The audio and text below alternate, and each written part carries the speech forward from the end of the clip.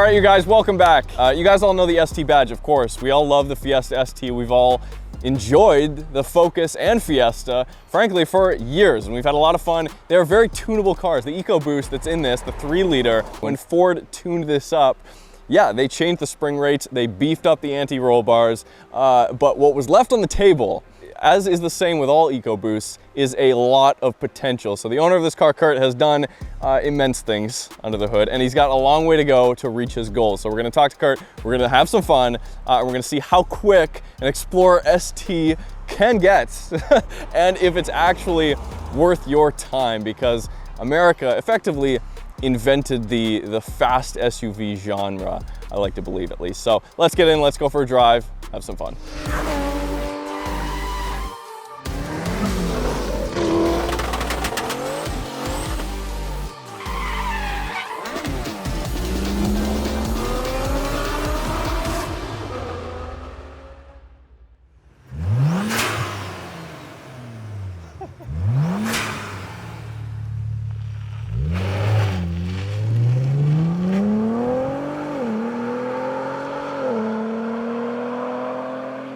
Explorer ST, I got a message about this car. Kurt messaged me from Southdown. He's got a YouTube channel. If you want, you can hit him up in the description. And he sent me photos of his Explorer ST. I was intrigued, to say the least. First off, because at the time, and I'm disappointed because they're not on here now, but at the time he sent me photos, it had the Police Interceptor Steelies on it, which of course gives it a very ghost-like look. What is the Explorer ST? The Explorer ST, as with most STs, is just a hopped up version of the standard Explorer. Now this generation, this is a 2020 model year, but this generation was extended. It's got a longer wheelbase than the previous generation, and they changed, most importantly, as you'll notice when you pop the hood, they went from a transverse V6 setup to a longitudinally mounted, in this case, 3-liter EcoBoost twin turbo V6. So yes, this engine in factory form here with the ST is pulled effectively straight out of the Braptor. 3-liter rated at about 400 horsepower, and it's enough to take this vehicle 5.2 seconds to 60 out of the box. That's just standard out of the box. It's also got different spring rates from the factory and beefed up anti-roll bars. 10-speed automatic, of course. This one I'm driving today, though, this is not just bolt-ons, okay? We've got a built transmission here, but torque is immense. We've already got some nice crackles coming from the exhaust there. Downpipes, full exhaust. And a transmission tune to go with the fact that it's a built transmission, sticky Nitto tires. All right. Loud blow-off valve.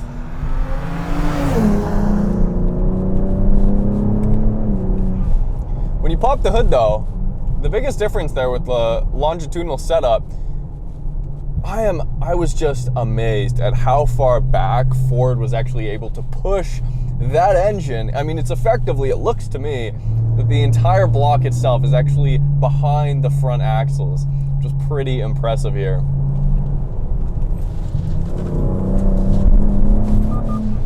A lot of torque, lots of low down torque. The EcoBoosts in both 4-cylinder and 6-cylinder trims are, of course, the best at that.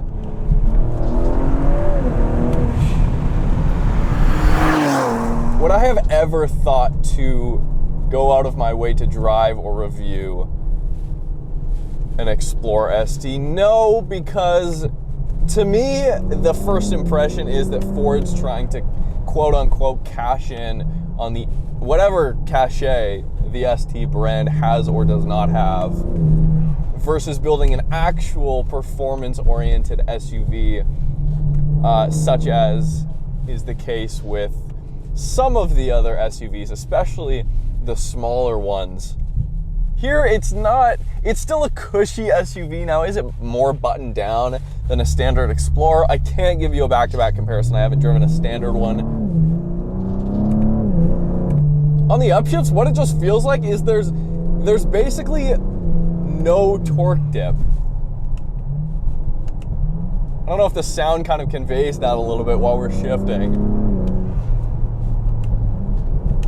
Downshifts are still a little bit lazy. The downshifts are not dual clutch downshifts, nor would I expect them to be. Wow. It's got some sticky nittos on here. We can boogie this thing. This thing goes. This thing absolutely goes.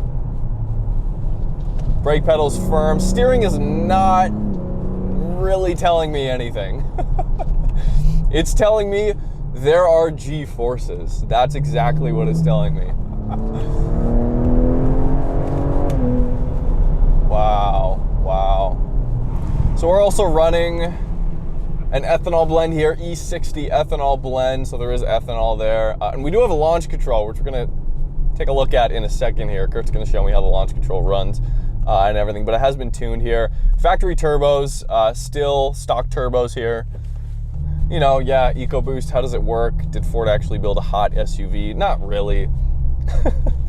They did. This one's actually on lowered H&R springs, which the owner of this car, Kurt's actually smart because he's like, yeah, my buddy put coilovers on his. And if I wanted to drive a car like that, I would just have hopped in my G35. Those were his words.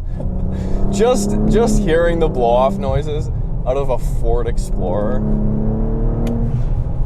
is amazing.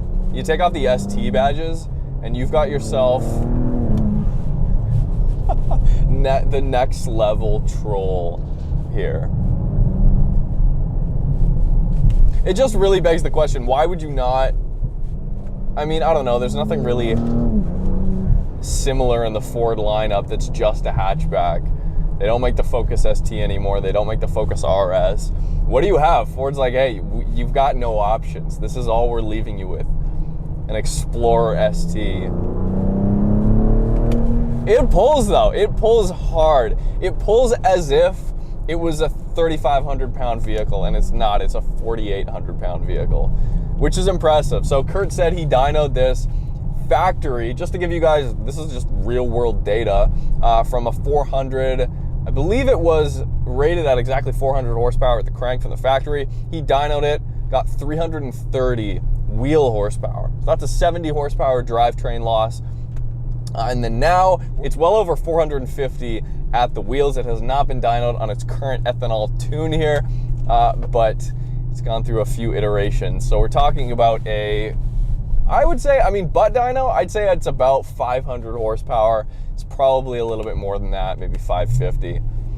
Kurt's goal is to beat a Durango Hellcat in the quarter mile, actually, which is quite a tall order.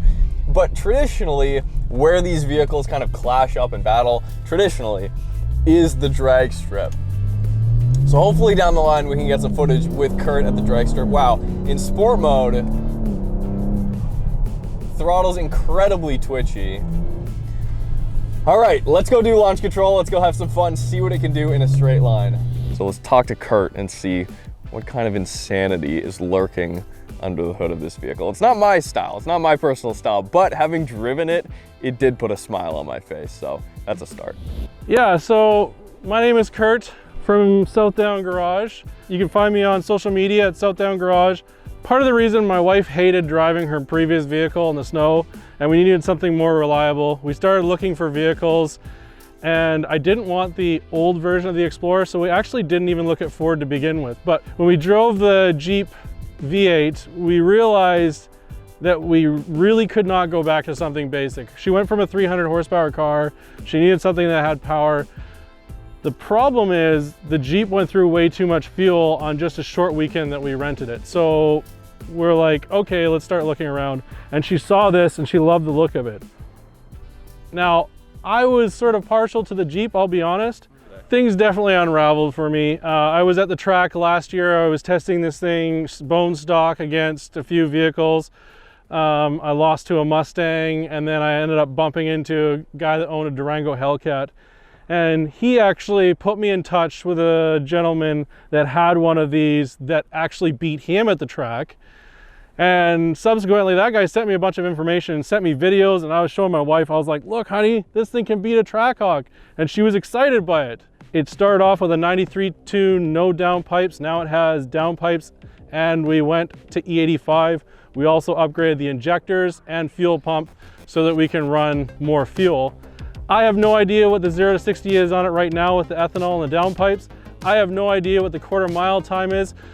Adam from ZFG Tuning just released the launch control on this thing. I just tested it out before I met up with Marcus and was like, oh, wow. So today we're gonna find out what 0 to 60 time is and hopefully quarter-mile times right now. So what kind of a tune do you have on here? Is this considered still a flash tune? Yeah. Yeah, so it's an off-the-shelf, basically you're loading it up from your tuner. He could be in Kansas, he could be in Florida, he could be... I don't know where in the States he is, but I know he's in the States. Yeah. So just put your foot all the way down to the floor on Yep. the brake, don't touch the gas yet. Yep. And as you put your foot on the brake, you want to release slightly and pump the brakes Yeah. a bunch of times, and then foot firm down all the way on the throttle, don't hold back. Oh, shit. That was a burnout. Okay, so... We were just doing a brake stand. Sorry about that. That's okay. It didn't feel like, it felt like it wanted to go. It didn't feel like it wanted to build boost at all. How long should I let it build boost for? Everybody kind of does it differently. You don't really have to hold too long. Just until it hits the revs that it wants to stick at. It basically will try to go to 3,000 RPM. And then boom. And then go. Okay, cool. Yeah. All right.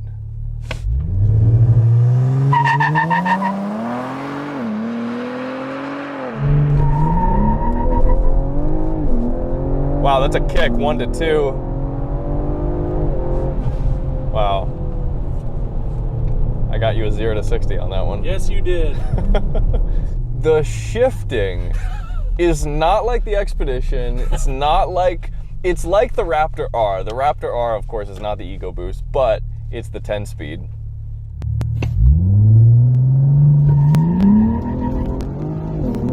Wow, that's a kick, 1 to 2.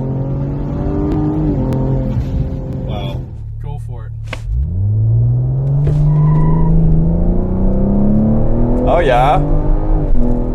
Wow. Yeah, the 3 to 4.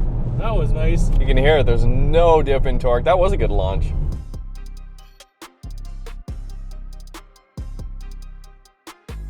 All right. Well, thanks, guys. Yeah, thanks for coming out, Kurt. Thank you for having me. That was fun. A blast, man. Yeah, it was fun. Yeah, we didn't break anything, so that's good with a tuned car. Check out Kurt's YouTube channel. Everything will be in the description below. And like I said, you guys, hopefully we'll be down at Mission Raceway very soon. Yeah. Thanks, guys, for watching. We'll see you soon.